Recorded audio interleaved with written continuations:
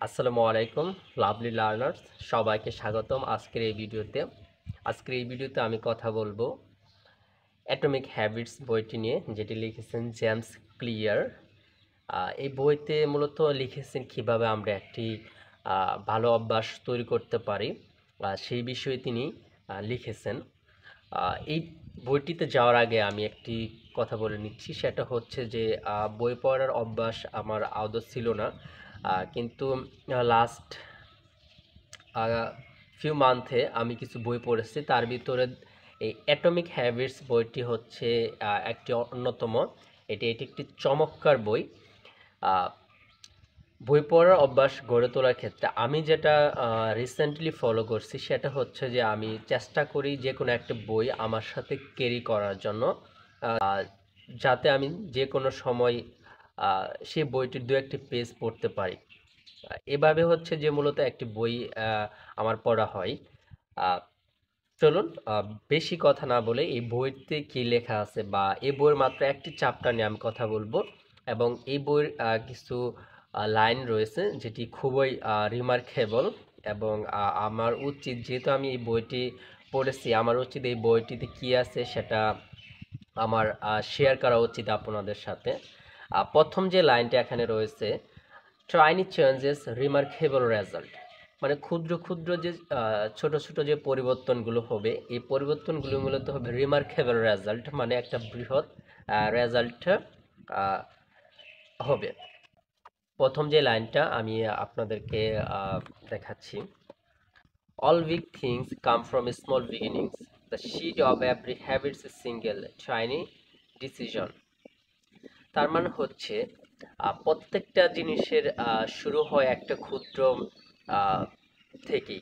যেমন আমরা যদি একটা বট গাছকে তুলনা করি, তাহলে বট গাছটি হচ্ছে দেখতে বিশাল মনে হচ্ছে, কিন্তু তার জাতটা বা তার বেড়ে ওঠা কিন্তু একটি ছোট বীজ থেকেই হয়েছিল। তাহলে আমরা যখন একটা বড় হ্যাবিটস বা হচ্ছে একটা গুড হ্যাবিটস তৈরি করব, সেটা অবশ্যই হচ্ছে যে আহ, বড় হবে সেই বট গাছের মতো, কিন্তু সেটা অনেক লেন্দি প্রসেস হতে পারে। এবং আরেকটি লাইন হচ্ছে যে give your habits a time and a space to live in the world.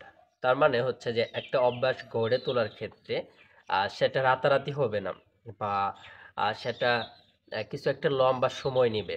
এজন্যই বলেছেন যে give it give your habits a time and a space to live in the world. তার মানে হ্যাবিটটা আরও পাকাপোক্তভাবে আহ, গড়ে তোলার ক্ষেত্রে এটা একটা লম্বা সময় দিতে হবে। ঠিক আছে, এই কথাটা তিনি বলেছেন। তার পরের লাইনটা হচ্ছে যে খুবই চমৎকার। সেটা হচ্ছে যে don't blame yourself for your faults, don't praise yourself for your success. এই কথাটি যদি আমি জেমস ক্লিয়ার যেভাবে এখানে ব্যাখ্যা করে গিয়েছেন, সেটি হচ্ছে যে if you eat a chocolate bar every morning, acknowledge it almost as if you are watching someone else.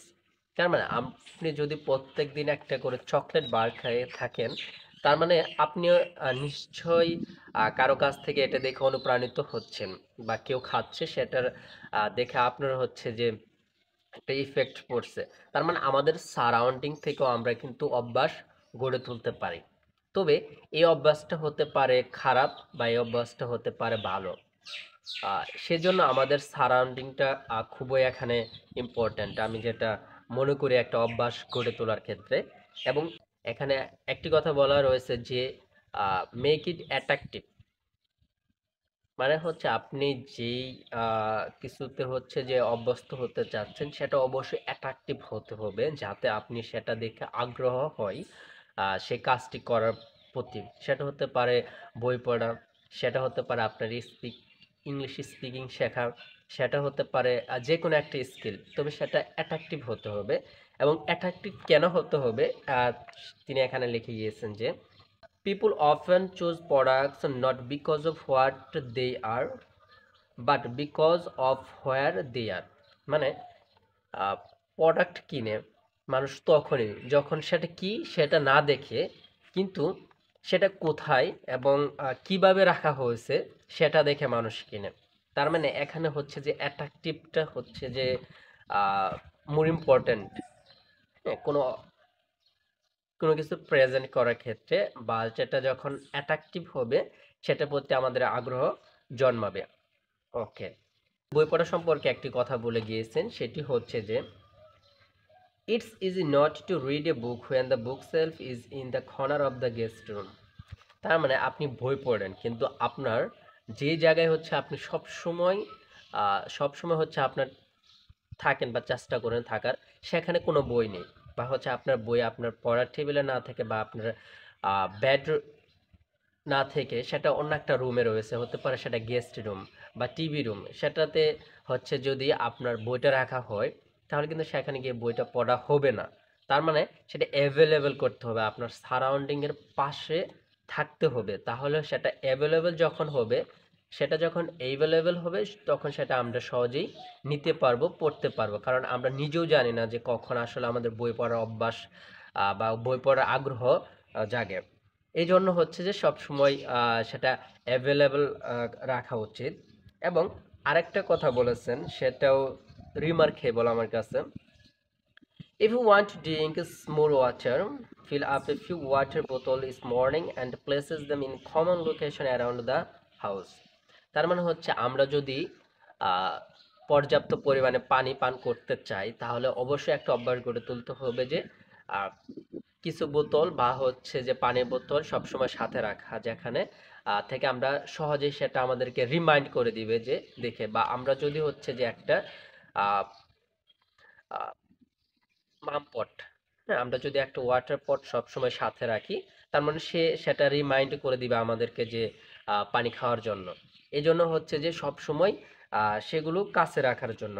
এবং লাস্ট যেই আহ, বাক্যটি আমার কাছে বা লাইনটি আরো রিমার্কেবল মনে হয়েছে, সেটা হচ্ছে যে B the designer of your world and not merely the consumer of it. মানে আপনি হচ্ছে যে শুধু কনজিউমার বা হচ্ছে ক্রেতা না হয়ে সেটার ডিজাইনার হন। হ্যাঁ, সব সময় যে হচ্ছে আপনাকে একদম আহ, এই লেখকের মতে যে সব সময় যে সেটা অন্য জনের ডিজাইন করা থাকবে আপনি সেটা উপভোগ করবেন এরকম না, সামটাইমস হচ্ছে যে আমাদের হচ্ছে যে ক্রিয়েট করে নিতে হবে একটা এনভায়রনমেন্ট, যাতে আমরা সেই এনভায়রনমেন্টের থেকে আমরা নিজেরাই উপকৃত হতে পারি। সবসময় যে এনভায়রনমেন্ট তৈরি হয়ে থাকবে এরকমটাও না। এজন্য আমাদের হচ্ছে প্রস্তুত থাকতে হবে যে একটা ভালো অভ্যাস গড়ে তোলার ক্ষেত্রে। কিন্তু এই বইটিতে মাত্র আমি একটা চ্যাপ্টারে যে লাইনগুলো আমার খুব ভালো লেগেছে সেটাই আমি আপনাদের সাথে এতক্ষণ আহ, কথা বললাম। এবং যদি বইটি আমার কাছে অসম্ভব ভালো লেগেছে, এই জন্যই বইটি আপনাদের সাথে শেয়ার করা।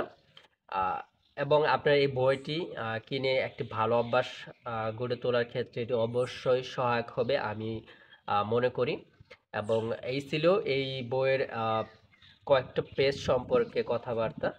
এবং আমি হচ্ছে যে আরেক সময় সম্পূর্ণ বই নিয়ে কথা বলার চেষ্টা করব যে তিনি আরো এখানে কি লিখেছেন।